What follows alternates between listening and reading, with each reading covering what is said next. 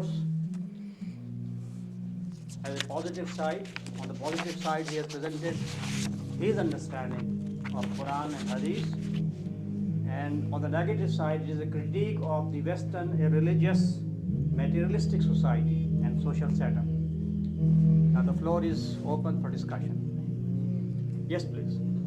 I read in the book that middle-aged women are allowed more freedom to go out into society. At what age does middle age start? It's not middle age, it's old age. But then only there is a relaxation in the dress code. That's all. Not in She her doesn't need to mobility. cover her hair, etc. But that is the only thing. So that doesn't. Not that she should go out She cannot go to the no. mosque to pray. No, it's not forbidden. It is not forbidden. Not forbidden. But we have to have separate lines in the mosque for the women. Not intermixing. And the lines of the women have to be behind. So there are restrictions about that. First of all, I want to thank you for your clear lectures, and I think it's very important for us in the West to understand Islam, and your presentation of it was very helpful to me. So I really want to thank you. I'm grateful for being here, and it's an important event in my life. Thanks. One of the things that I'm interested in is to know whether in the Muslim world, have there been any empirical studies about the happiness of families? Do you know that Muslim families are so much happier than families in the West, empirically? Because I cite this because of the experience we had when we went to Afghanistan, where women have been, pretty much subjected to some pretty terrible treatment in terms of not being allowed any educational opportunities and being treated pretty much like chattel. I mean, at least that's the experience I've been getting, I've been reading. And even in today's newspaper that came through the auspices of the hotel, there was an article that talked about the sadness that families felt when daughters were born into their home. And the idea of having daughters rather than sons seemed to be a very negative kind of experience for Islamic families. And I just wondered what your reaction to those kind of ideas might be. Actually, we Muslims are not practicing Islam fully. And we are under the influence of our Hindu background on one side and the Western civilization on the other side. We are between the two and not practicing Islam. Now, according to Islam, a widow must be married. If she is not very old, must be married. Islam doesn't like that you should remain bachelor. Marry. This is nature's demand. If you don't marry, you will go astray, this way or that way. So actually, now the happiness of the family, I have discussed, I think, the respect for the elders and the parents. And then the parents investing whole and soul into their offsprings. They don't keep anything, saving anything for their old age, no. So everything has a result. The psychology is different. About Afghanistan, you are misinformed. During the Taliban period, actually the co-education was finished and stopped. And they had not till the time to establish girls' schools and girls' colleges. They were not against the education of girls and women. Actually, they didn't have the time. So they didn't stop the education, and then they don't prevent women from education. They had the plan to start girls' colleges, girls' schools, etc., etc. I might have missed some of your point. Well, I just wondered if there were empirical studies. You sort of announced to us that Muslim families are happy, but is there any documentation scientifically or empirically that is the case any more so than in the West? No, more documentation. But I think this is the general feeling of all people in the West and East. Yeah. The family structure in Islam and among the Muslims are still, to this date, although there are influences from the East and from the West. My point is that in the West, we know that families are unhappy, that marriage is in trouble because we've studied families. So it's been a kind of empirical study. We know this. I don't know that it's true in the Muslim world. But here, the percentage of divorce is very little, very small. Once married, you are married forever. Whole life. That doesn't necessarily make for happiness. Yes, why not? You will remain together if you are both happy. Can I say one thing? Comment. Now, Now, let me follow it, this. If people stay married together, that means they may be happy. Yes. It also could mean that they may not be happy. I mean, if divorce in a society is frowned upon, which it is, and or even not allowed unless the man says it is all right, then is it not possible that in some families or many families, we could have a very unhappy situation? We could have an unhappy situation, perhaps most especially with the woman. Is that not possible? But the teaching of Islam is that you get separated if you are not happy among yourself. And the woman can get the divorce without the consent of the husband through court. Court will give the verdict. You are separate now. But still, this percentage of divorce here is very low, very low. can I add one thing? Go ahead. Yes. Just because it is related to the subject. Yes. Now, in Muslim countries, mostly men has the right of divorce. If he says you are divorced, finished. But still, the rate of divorce is very low. This is a sign, okay? Now, in West, we have to go to court, etc., etc. But here is not so. If man says to his wife, you are divorced, finished. But still, the rate of divorce, like Turkey, is very low. And although we have a lot of very severe economic conditions, etc., but still rate of divorce is almost zero. But this is a sign. I think it is an answer to A very pertinent point. Dr. Ralph's question. Yeah. I mean, this is a sign. It is an empirical study. Yes. Just a comment from my family background. My grandfather divorced my grandmother at least 1 million times, and she never left him. That's true, and he was in a state of anger. You are exaggerating. No, There might not be million days in their lives. I mean, lots of times. She never left him. Okay. But on the humorous tone, I'll come back after Louis. First of all, again, it's a privilege for me to be here, to be at this table. Thank you. My question is about polygamy. Polygamy, yes, it is allowed. But it is not imperative that you must marry more than one or two or three. It is allowed.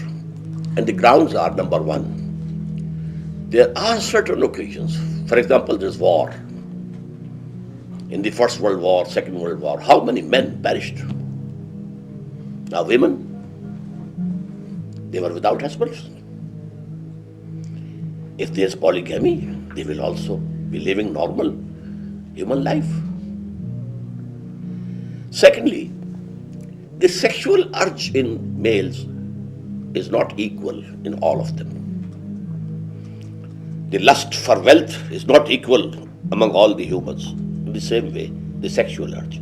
There might be certain males who are so much stronger in their sexual urge that one wife can't do it. Because the sexual process in women is restricted, interrupted by the periods, by pregnancy, and so on and so forth. So polygamy is natural, but it is not essential. So this could be one of the the reasons for the lower rate of divorce then. That? Lower rate of Divorce could be, this could be one of the reasons. No. Because in the States, this would be considered, I mean in the States, what I mean is in Christian marriage, this is considered adultery. To have second wife is adultery. Yeah. Yes, no, not under Islam. There you have to divorce one wife to have another one. Yes, that is why that is one factor for the greater number of divorces. We call it serial. Or you have to accuse her of some adultery and some, something, and then only can the, Christian marriage can be finished. So these are things, I have met you again. Sorry, now that I've started. You said earlier in your lecture that the Quran speaks to human equality. There's no one higher or lower, and so forth. And then you said it's whatever you have in your heart that counts.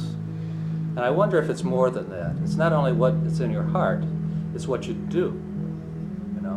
It's what you do. It's your actions. We talk about orthodoxy, right thinking, but we also talk about orthopraxy, right doing. Both are very, very important. Yes, I admit. I guess you recognize it. I accept. But in terms of equality in marriage, you say there is no equality. There is no? No equality in marriage. That the man is head of the woman. Yes. Yes. But in our conception of marriage, it's a partnership. The man and the woman engage in a partnership. Some have more skills, perhaps in business or in some other respect than the other, and so they contribute to the good of the whole, rather than kind of strict division of labor. So there is this kind of sharing that in a good marriage takes place. At least that's been my experience, and the experience of people who have been involved in good marriages. It's not a superior-inferior kind of relationship. I didn't use these words for that No, relationship. but they sounded like it. Actually, marriage is a partnership. But even in partnership, if you have a common business with your friend, maybe you own 2/3 and the other one 1/3. So equality in authority and in rights, in the administration of the family, that is not there. You have to have one on top. Otherwise there will be chaos. No, I don't agree. At least that's not been my Yes, you are free to disagree. It's not for me to say? Okay. Mr. Nirmal Singh. Well, firstly, I something in a lighter vein. So I was thinking that there is a window of opportunity for me here in something that you said, that if you bring up 2 daughters, educate them, and marry them, you have a place reserved for you in paradise. My wife and I, we have done it for 3 daughters. So But you have to be a Muslim to qualify for that. Well, but I thought that with 3, a second-class citizen might make it. You need to have another one because you are 2. Dr. Ian Markham. I want to just focus a little bit on your social segregation part of your talk, where you talked about the fact it's very important in the Islamic society that the sexes are kept separate. And that includes education and hospitals and universities. All spheres of life. All spheres of life. Is there any theology in Islam which would stress the fact that when God created men and women, God created 2 genders that bring different insights, different perspectives, different ideas, which can complement and enhance the other. And that therefore, in social relations between the sexes, it's good that they're often together, because it means that the ideas that shape an institution or an organization have the different perspectives of the two genders, which enhances life generally. And isn't there any sort of idea that there's something rich and captivating about the diversity of God's creation, and the fact that we ought to enjoy that sexual gender difference as part of that diversity? Enjoy your wives, not others. Well, Actually, God has created and God has given us the law, the straight path. And He ordained in the very beginning, Imma yatiyannakum minni hudan, whatever guidance comes to you from me, you have to accept it and obey it. So that is the law. You have to obey it. And He only knows what you are speculating. Allah knows all these things. But if there is intermixing, is there not the danger that you fall in love? well, if I may have a quick supplementary, many religious traditions are committed to the idea that the best way to avoid sin is to avoid temptation. Right? Yes. And that's the assumption you're making. Yes, yes. And that's true. You know, if it's very unwise for me to go to a brothel if I want to remain faithful to my wife, and therefore I should avoid brothels, and that's a good ethical principle. But it's how far you take that.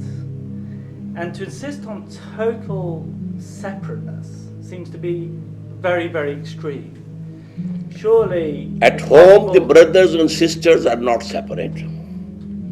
They are living with each other. The father and mother are there. They are not separated. You know, this concept of marriage, you know, no man can ever imagine that he can marry his sister. So all those, you know, sexual thinking and imagination won't come at all. But where there is a chance for marriage, then you know your sexual urge and your desires, they come into play. So this is it about Islam and our, you know, teachings. Would you say that Islam and its social system, as you describe it, is almost identical with the Jewish social system? We know that the law of Moses was Islamic. And there are few changes only in the law of Muhammad sallallahu alaihi wasallam.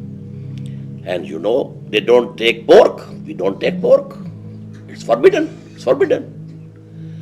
In the same way, you know, many things are common. Regarding law and Sharia, the Muslims and Jews are nearest to each other. Regarding the person of Jesus, the Muslims and Christians are very close to each other. We believe in the virgin birth of Jesus. We believe in his miracles. We believe he was taken to heaven alive. Only difference is that we don't believe that he was crucified. Someone else was crucified. And that clue I got from the gospel according to Barnabas, that it was Judas Iscariot whose features were changed to those of Jesus. And he was crucified, and rightly, because he betrayed Jesus. So, we think that he was taken to the heavens before he was arrested. And the features of Judas Iscariot were changed to the features of Jesus. He was crucified, and Allah has taken Jesus, and he will come. The second coming of Jesus is absolutely common between Muslims and Christians.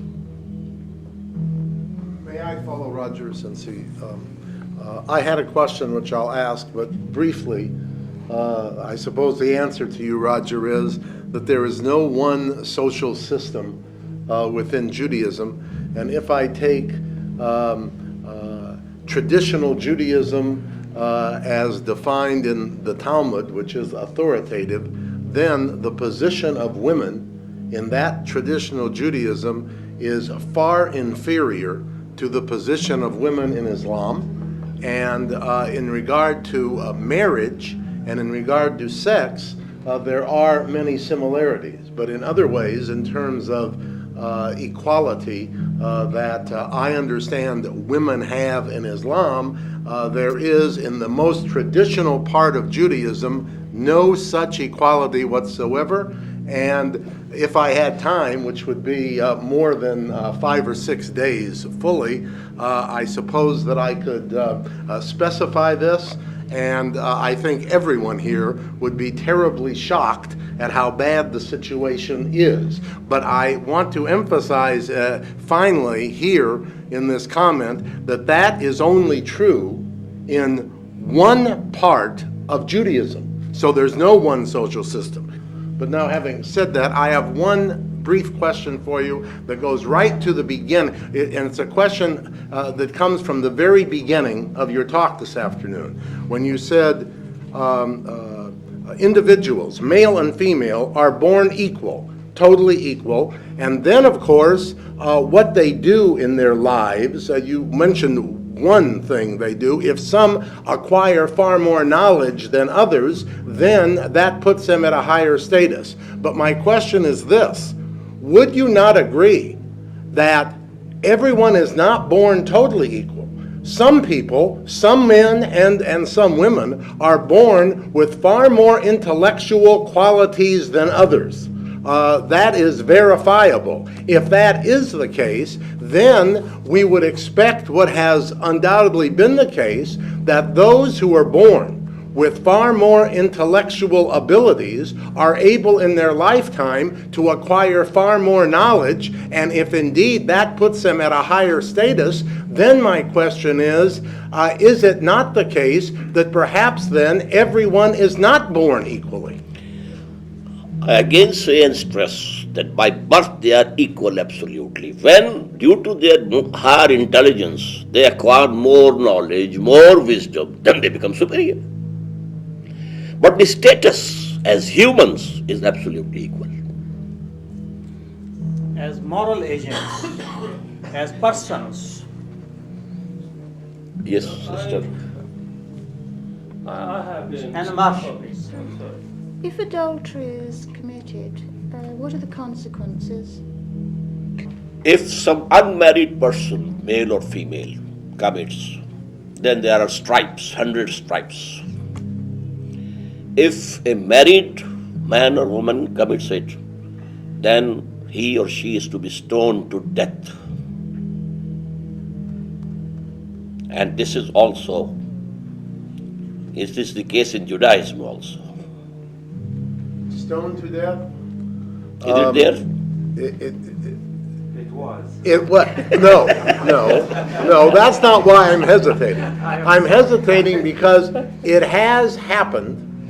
There are, as I'm sure there are in Islam, some Judaic theologians who say it has happened because that is what is ordained from God, but there are many other very traditional Orthodox theologians who would disagree with that. So you are not incorrect that there has been that belief that has happened, but that again is only one aspect of Judaism, and since I myself do not claim to have the true, total, correct Word of God as to which is the most correct interpretation in Judaism, I won't go any further than that, although it's fairly obvious that I would certainly not agree with the stoning to death. Colleen. Please. Yes, Dr. Israr, thank you very much for your lecture tonight and all these days that we've been with you. Thank you. I would like to ask a couple of questions and also make a statement, but I'll leave the statement until after you've had a chance to answer the questions. My question has to do with the issue of divorce. And the other, that's one question. Can you delineate some of the consequences of divorce if a man seeks divorce versus if a woman seeks divorce? Maybe that would be instructive for everyone, because there are differences. And could you also talk about just flew out of my head. Consequences of a man seeking divorce versus a woman seeking divorce from her husband. Man doesn't seek divorce, he divorces. Right. He has the authority to divorce straight off. So the consequences But a for woman him- has to seek divorce, and we call it khula. And she have to surrender total or a part of the door money that was paid to her at the time of marriage. So that is the law in Islam. Can I ask, does that include cases where the woman seeks divorce for cause? In other words, the husband has failed in his Islamic duties to her. For example, he's failed to support her or whatever other Yes. duties. On this ground, So she does can seek divorce. And does she still have to seek Even the on dower? the ground that the wife doesn't like the husband, she can seek divorce. And the Prophet ﷺ decided such. A woman came and said, I don't like him. Then he got her confined to a room which had all, bad things in it. And she remained there for the night. In the morning, the Prophet asked, how you pass your night? This was the best night that I have passed, when my husband was away. So the Prophet decided, okay, you are separated. This is the right of woman. And if a man divorces his wife, what are his obligations to her? Are there any? Only for a certain time, he has to support her. 3 months, 4 months, different, financially.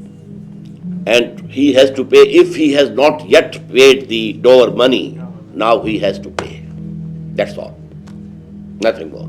Thank you. I thought of my other question, and it has to do with, I was reading in your monogram on women and the movement, the Tanzim movement, and the role of women in it.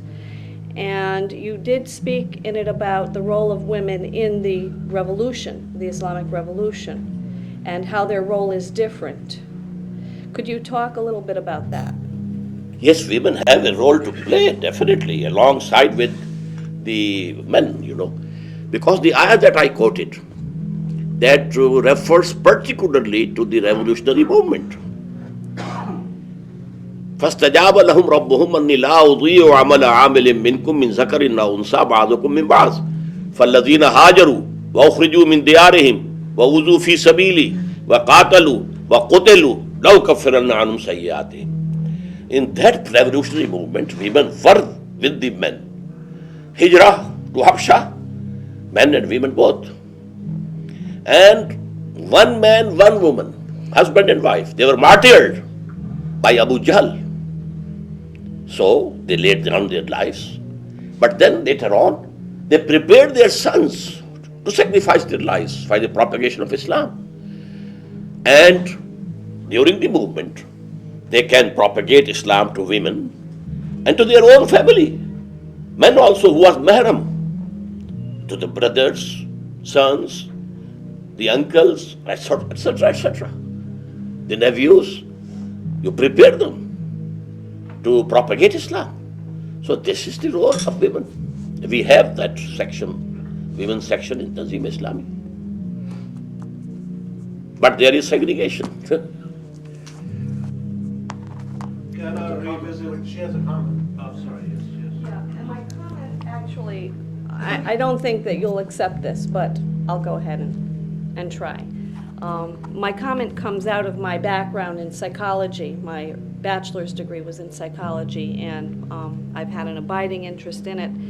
And my studies have led me to the conclusion that it's a sort of a cliche. I think most people have heard it. Violence begets violence. And the other part of that is that violence does damage to the human soul, both to those who are the recipients of the violence and those who do violence to others are damaged. And there are tons of studies, all kinds of studies in sociology, psychology, that bear this out. When we think about revolution and we think about the suffering, the inevitable suffering on all sides that occurs in revolution, the revolution you talk about, I worry that there would be irreparable damage to human beings, to children, to the psyches of men, women, and children. And I wonder how a good society can come out of beings that are so severely damaged. We know that even in a family, when children are the recipients of violence or women are the recipients of violence in a home, there's damage that never goes away. And that is just, could be beatings, could be abuse of various sorts. Imagine the killing, this kind of violence that revolution inevitably brings. So I worry about this, and I worry about this third stage of your program. And I'd like you to comment on that. Well, actually, that will be discussed tomorrow, but right now, then we shouldn't punish any criminal. Why to send them to jails? They are damaged psychologically. But for the good of the society, you have to do it. In the same way, to overthrow an oppressive regime, a discriminating regime, an exploitative regime, which is hurting the whole humanity, hurting all men and women, then you have to use some violence. And operating, there's gangrene in the arm, you cut it off. For the benefit of the total body, you have chopped off the arm of the person. So this is a normal procedure.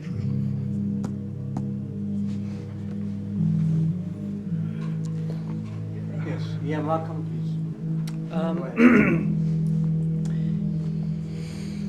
We haven't used the word feminist yet, feminism or feminist, and I'm very sympathetic to feminism.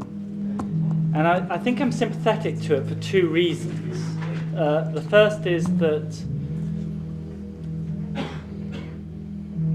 it's clear that in a society where men have had a lot of power, the treatment of women has not been good.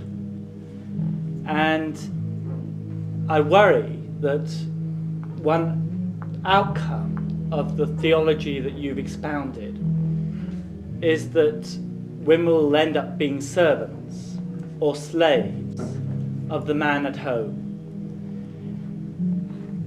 serving them in whatever way, often perhaps using force to get what they want. And I think that is obviously wrong. For all sorts of religious reasons, I think that's obviously wrong. The second reason I worry, the second reason I'm sympathetic to feminism is because in a society where we share the power with women, then the option of both having a family and having a career are also shared. And I think that's good because it means you get better fathers who take more interest in their children.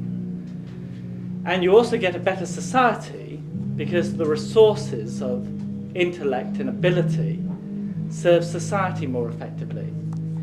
And therefore, a society where feminism is taken seriously is a society where both men and women contribute effectively at home, but also contribute more effectively at work. Can you tell me what you would definitely mean by feminism? Feminism is the equality of men and women. Equality. Equality. So part of the equality we admit, but as husband and wife they are not equal. And if the wife is not ready, she can get divorced. But the discipline of the family is more important. And there are two sides. One is legal, the other is moral. Morally, Quran and Hadith, the prophets say, be kind to the women. Be lenient to them.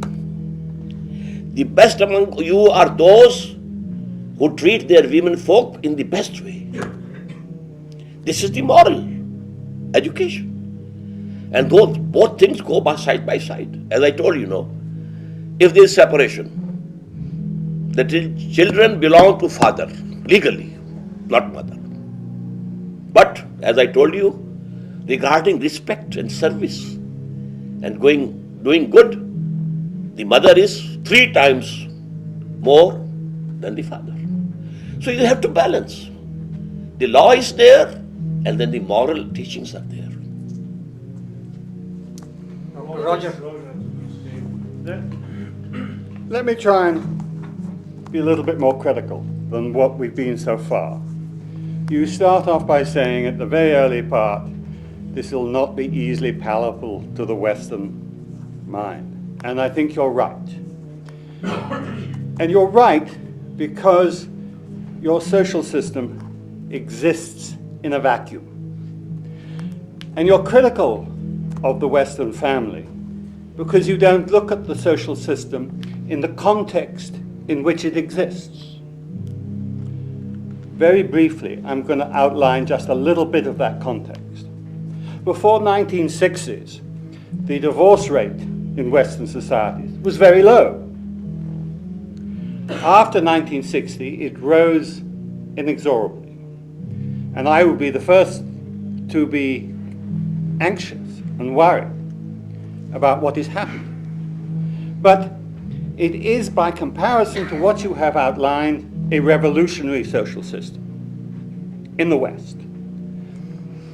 And we are learning every generation. And I suspect every generation we produce is better adapted to the world whereby families are controlled by contraception, which is a technical revolution for any social system.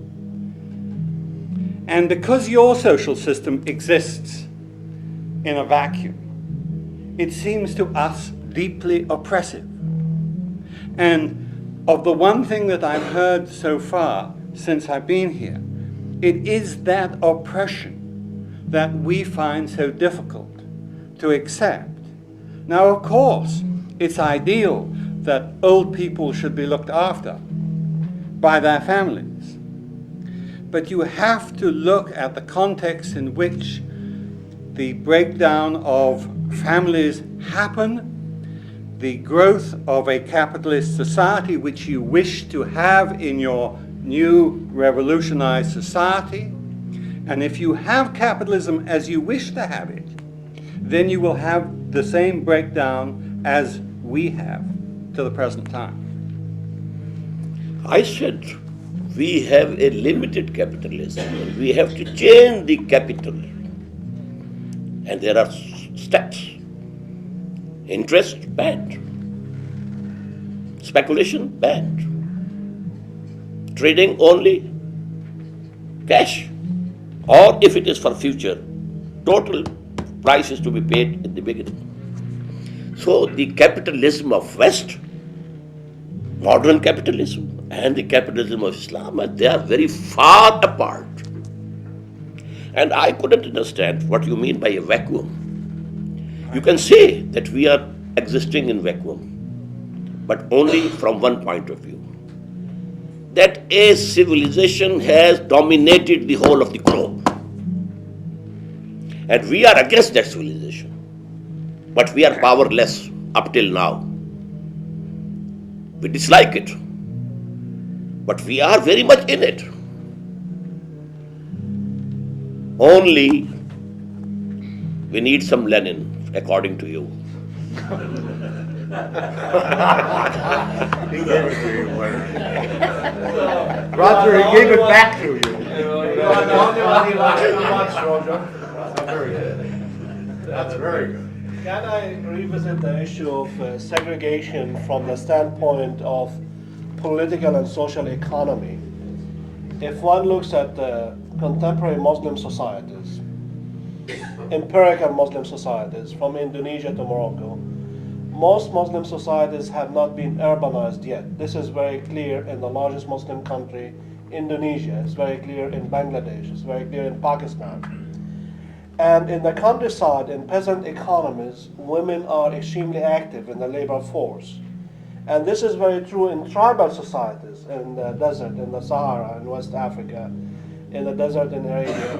Women are extremely active in the labor force of the desert, which means that throughout human history, women have never been absent, and there has never been segregation because of the economic necessities of life.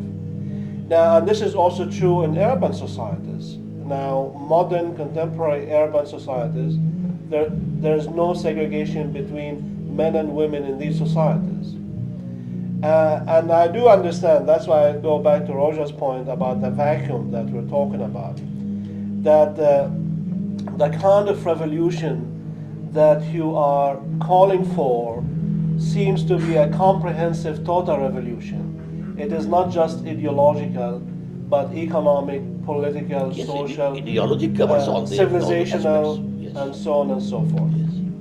And it seems that this is going to be a major task. It is a major task to It is solve. definitely a major task, not an easy task. But I have seen in the Arabian desert women taking a row of camels, but fully clad, their faces hidden, their hands in gloves, their feet in socks. They were working. In our countryside also, the women, they are not doing any makeup. They have all their body covered up. The satar is there, and they have to work with their men. Where their men are there. Yes. In the field, their mahrams are there. So actually, if we take the whole situation as a whole, it's not very far off.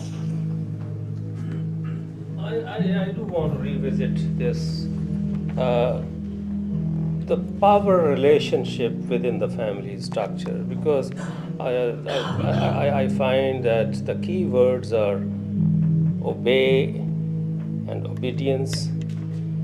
The key word is that the man will be provider.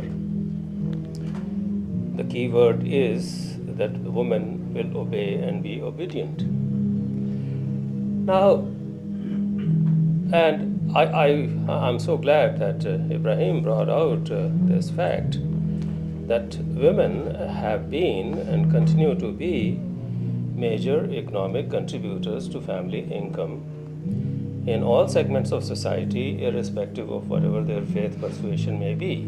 There are numerous studies I myself have carried out in Indian context, and we have found them. So what I therefore conclude from that position is this, that the man really has not been a provider the way it was expected the man should have been. The women have had to go out and work, and at the same time we place upon them the burden of rearing the family to bring up the children.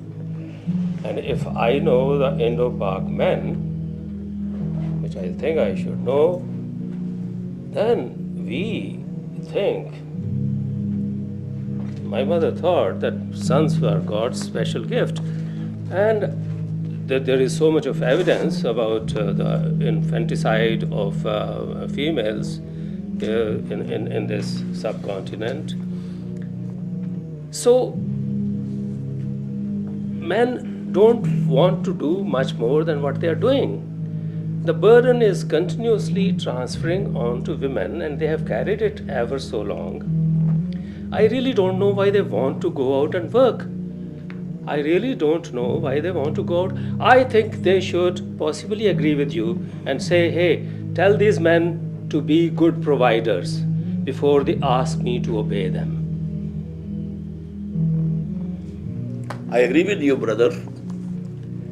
The burden has to be borne by the males, and let me state here, this is the worst exploitation of women. They bear children, they suckle them, they rear them, and they have to go out also to work. A stay-at-home mom is the biggest blessing for the children. We are actually we are exploiting. Revolution here. So I am always speaking of a revolution. We need a different kind of revolution here, altogether different kind, where we bring One about aspect of that revolution you dislike, but the other, you like it. we should continue our dialogue.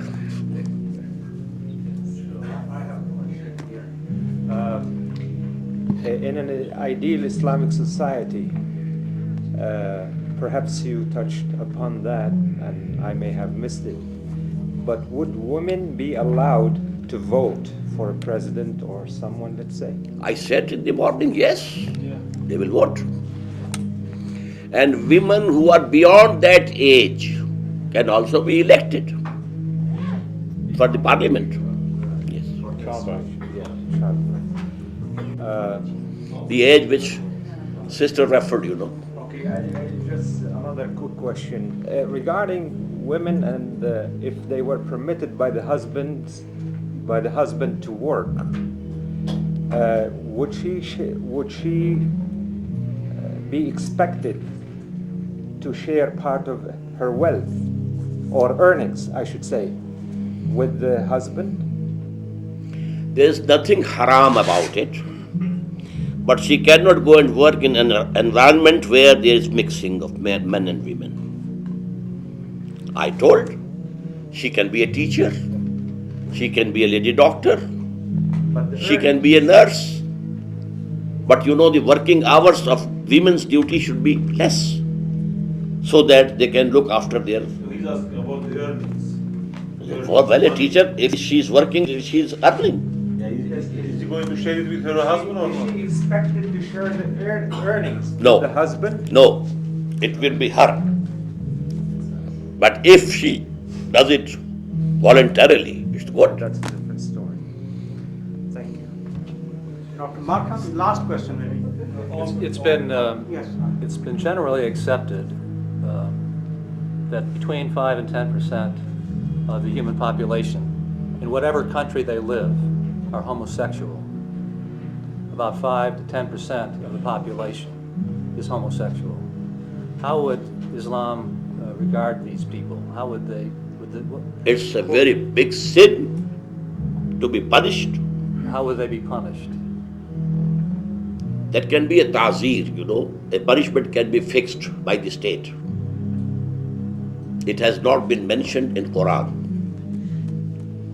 We have two types of punishments. One which have been mentioned specifically in Quran and the Hadith, and the others which a state, Islamic state, can determine itself. But I missed your point. What percentage of people are homosexual according to your idea? Between 5 to 10%. 5 to 10%.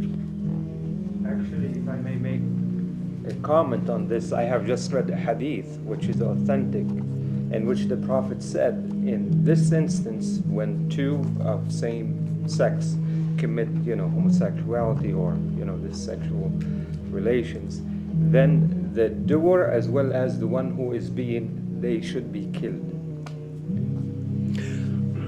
Actually, I'm not an expert in Islamic law. That's not my subject. And why? This is because unless there is the will at the national level to establish and enforce Islamic law, there is no use in going into these discussions. So first of all, a revolution has to be brought about. And after that, there will be a decision that now Islamic law is to be enforced. Then we shall have dialogue among ourselves. What is really Islamic and what is something which has come from outside. I'm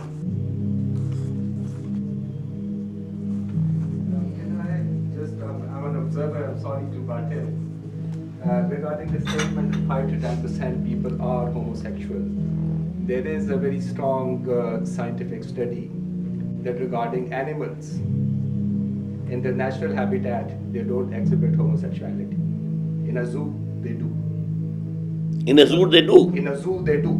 There are 7 or 8 things, which include, for instance, obesity is also something that animals, get into in a zoo, but not in their natural habitat. Somewhere, the current day, modern day civilization is producing pressures and stresses which are causing this thing. I don't disagree with the figures, but the cause is something that we need to look at. Maybe the kind of solution that Dr. Israr is presenting will take care of this side. So somewhere sort of contesting that this is a natural thing. I think the natural thing is, of course, heterosexual. Thank you. I thank you all.